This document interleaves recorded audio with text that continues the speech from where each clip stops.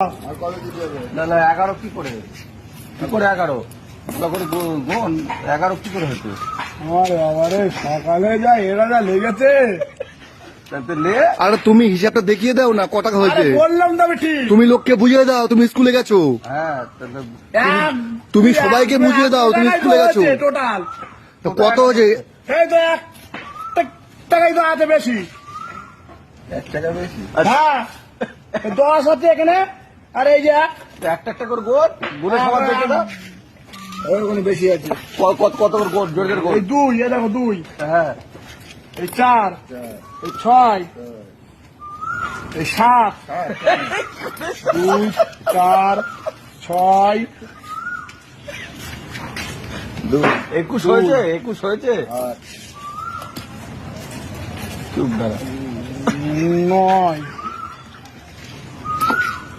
21, হ্যাঁ 21। তাহলে 11টা কি করে 21 হলো? না না তোলো। হ্যাঁ তোলো।